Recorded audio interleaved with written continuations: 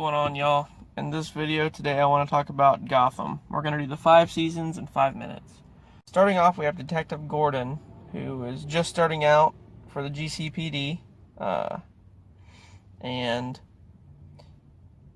there's a bunch of crime in Gotham. It's pretty much overran with crime, mostly like mobs and gangs and stuff. There's Fish Mooney and her associate Butch, and then there's Maroney, and then there's Falcone, who are these crime bosses that are rivals, and they go to war with each other, and Gordon tries to stop it. And he has an associate that he works with named Harvey Bullock, who's kind of a douche. And then you meet young Bruce Wayne. His parents have just died.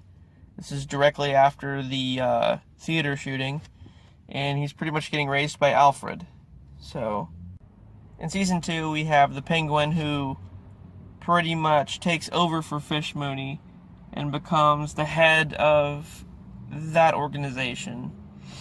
Meanwhile, we're introduced to a guy named Jerome, who I guess is supposed to be the Joker, but they don't allude to that yet.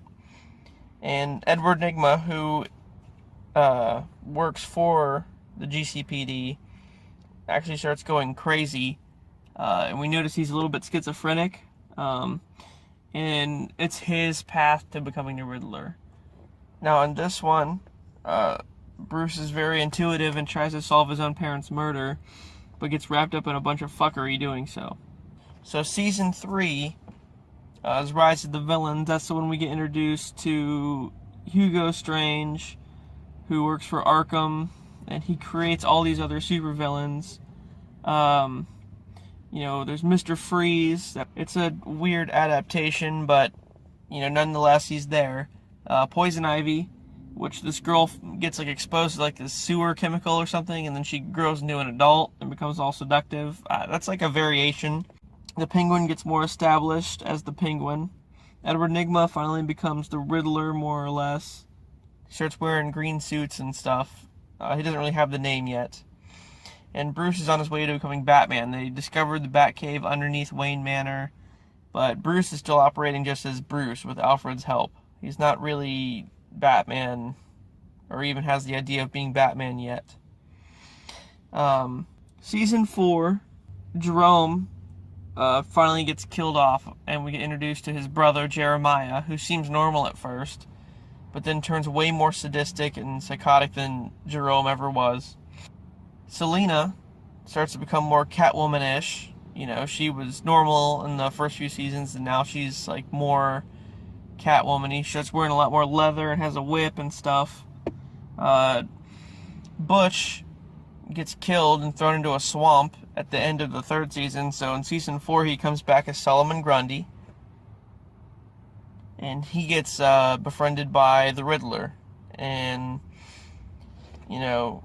the Riddler and the Penguin have some sort of love-hate relationship. I don't know if they're together or they're friends, but in this season they kind of are feuding a little bit. And then now, of course, Gordon has upgraded. I think he's a lieutenant or something at this point. He's right underneath Commissioner pretty much. So that's how that ends. Season 5, the city's in shambles. Villains pretty much have taken over. Gordon stays behind with Bruce, and they try to defend the city. The Riddler's there, Penguin's there, and they're all pretty much their comic book adaptations at this point. Everybody except for Jeremiah, who at the very end finally falls into the vat of chemicals at Ace and becomes more Joker-ish, but he's a weird old decrepit version of the Joker, because I guess they didn't have rights to him or something, and so that's how that ended. So that was it, guys. That was 5 seasons of Gotham in 5 minutes. They're not doing any more seasons after this. That was it. But if you're a fan of Batman, then I guess you'll like the show anyway, and I guess you're looking forward to this Robert Pattinson movie coming out, and he kind of took the place of Ben Affleck, so we'll see how that goes. Alright guys, see you later.